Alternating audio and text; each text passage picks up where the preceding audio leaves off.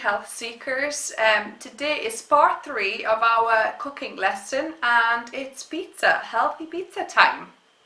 Yes, so we are back. We are preparing the potatoes, sweet potatoes. I've cut them up. Well, actually it's one massive sweet potato, but you need about 2 cups of cubed sweet potato for this recipe.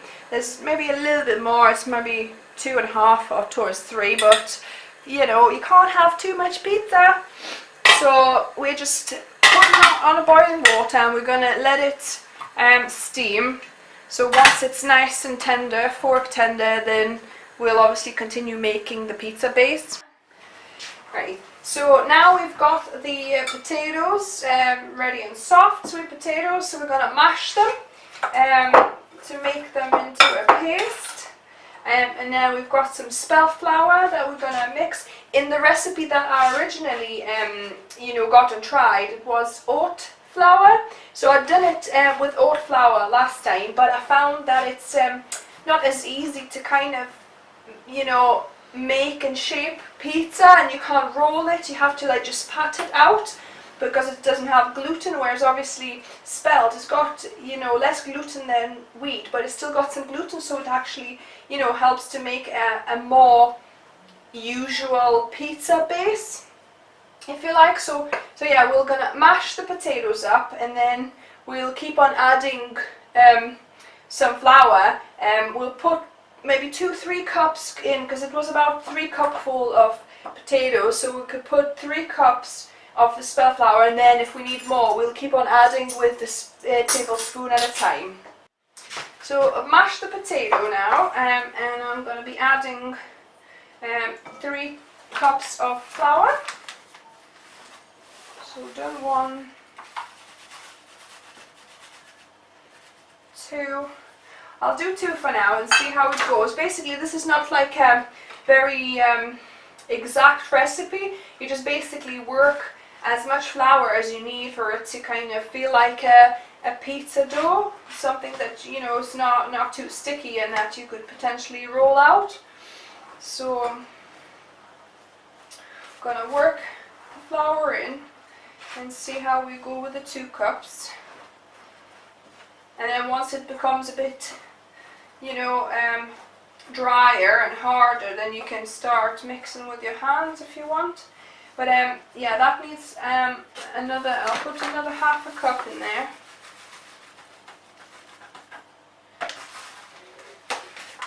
So another 1/2 cup, and mix that in. Also, actually, before you add the flour, it's a good idea to add any herbs and spices so it's easier mixing. We kind of got it halfway now.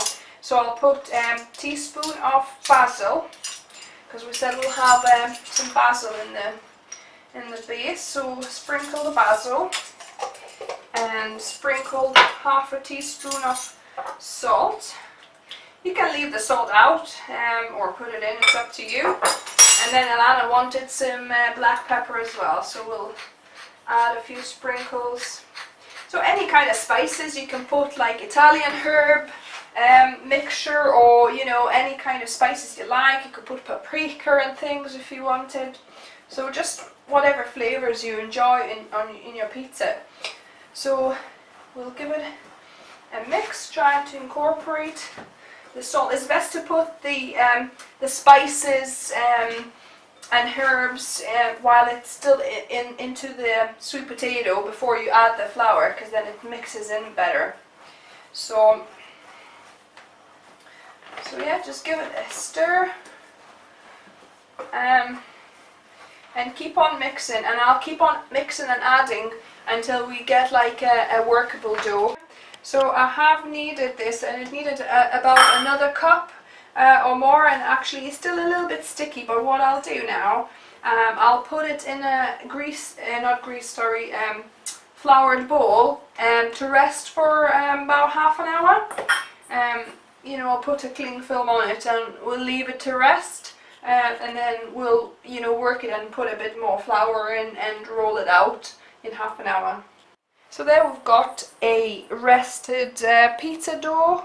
I'm gonna split it in two. We'll make two smaller pizzas, and we're gonna roll it out. Put a little bit more flour, I guess. I'll probably need that. So I'll divide the pizza into two. The dough into two. You can have your piece. You probably need to sprinkle some flour. I'll put some flour on the work surface, and I'm gonna sprinkle some on top. And what we want to roll it in a nice ball, in a nice shaped ball, and then we want to roll it out with the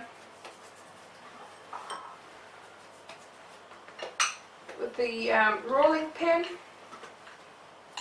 nice and thin.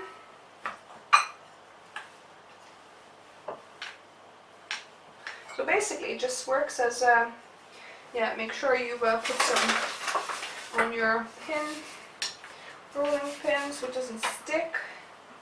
Still need more on top, just sprinkle some on top as well. So looking nice. Yeah, it's looking nice. Looks like a proper dough. Yeah, it's nice and soft and pliable. So I'm gonna see if we can fit both of these sheets on one pizza stone. If not, we'll have to do twice. So yeah, so and make sure you've got enough underneath so you can actually lift the it's not stuck, so make sure you put enough underneath there so it doesn't stick to your work surface, because you'll want to lift it up, but I don't make it too thin, because obviously then it might tear when you pick it up. So just about, I would say, 1/2 centimeter size or a bit less. That will do. So that's nice. So we need to get this pizza now onto the looks like a proper pizza dough. So we need to get this now on the stone and bake it for about 10-15 minutes for it to kind of bake on its own, and then we'll put the toppings after. So yeah, so we've got this pizza baked for 10 minutes, so it's nice and kind of dry and crisp already actually, and we're going to put all the ingredients we've got, so you can put any of your favorite topics on there.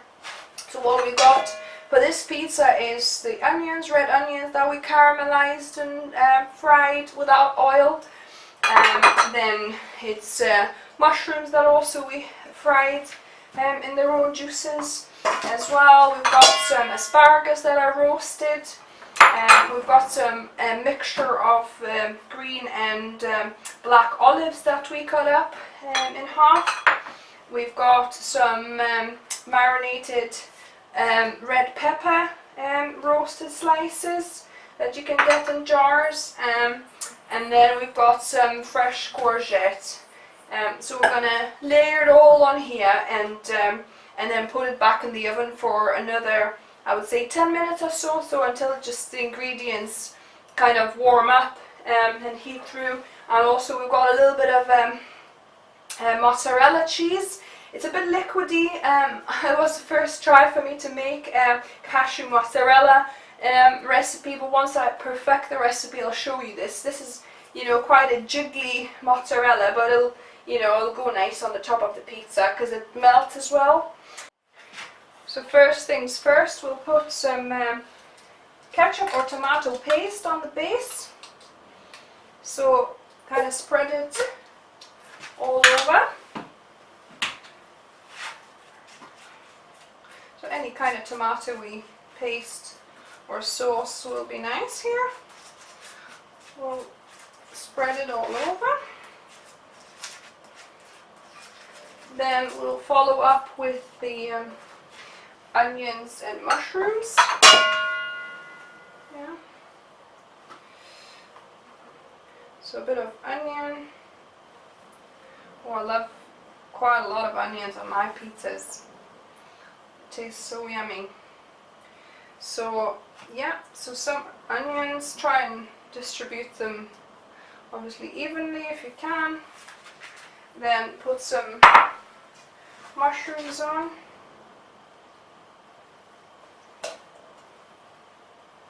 Half of the mushrooms, leave the half for the other pizza we've got. So there, that's about half I would say. Do you want to put some other toppings, Elena? With some olives.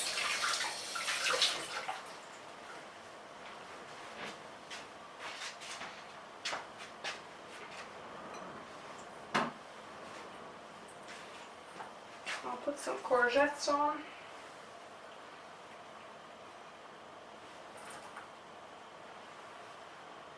I would say it's a good idea to put bigger pieces, flatter and bigger pieces at the bottom, like, you know, courgette or any other kind of big slices you've got, and then smaller toppings, you know, like olives and, you know, other bits, smaller pieces on top, so then you can see all the colours coming through. You can't see some olives here anyway. Then we can put some asparagus as well. Yeah, and then this is a really nice part. I love these peppers. I've cut them in like small, like slim slivers, so you can just lay them on top of pizza and it looks really good. And then finally we'll put some cheese on top as well. So do you want to get a spoon and then we'll layer some cheese on top. And while we prepare the toppings for this pizza, we have the other pizza baking in the oven, so it's ready when we finish with these. So yeah, this is nice. Yeah, it looks lovely and colourful. Yeah. So that, and then we'll take a few spoonfuls of mozzarella there. So it's kind of like jiggly cheese. So just like maybe a tablespoon at a time, and just so put it on a few places on top. It does look like mozzarella, except it's a bit softer. Yeah. I think once you, if you put a little bit, next time I'll put a little bit less water in the recipe, so then it should come out firmer. And I'll put a bit of nutritional yeast perhaps, I think, in my other batch, because this literally is just cashew nuts, psyllium husk, water, lemon juice and salt, and that's it. So it's quite, I think it might do with a little bit more cheesy flavour, like, so nutritional yeast would probably help there. So this is, you can't really tell, so yeah, so this is the finished pizza. So we're gonna change them over, get the one from the oven, you know, for the toppings, and then put this in for another 10 minutes. So this is a complete pizza, if I can show it. There's already, you know, a piece missing, as you can see. And we've got taste testers here to give us their opinion.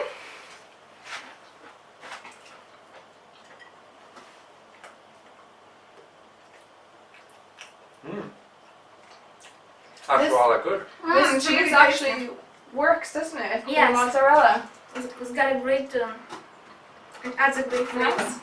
And I like the way the textures complement each other Yes. as well. And the base is nice and kind of, It's like sturdy, isn't it? Yeah. Like it's a bit crunchy on the ends, and it tastes like a real Actually, fresh that when you pizza. swallow it, you kind of get nice flavours, and then when you swallow, you get another kind of hit of flavour slowly. It's beautiful. Recommended. so Yeah. there you have it. This is our lesson finished. So we learned how to make whole grain breads, spelt and wheat, and pizza base with the sweet potato And pesto, and pesto. So which is great. there you go. I hope you guys enjoyed it. If you did, like, subscribe for more videos, and share it with your friend perhaps who would like, you know, a tip or two on how to make a tasty bread or pizza. And see you next time for more eating adventures. Bye! Bye.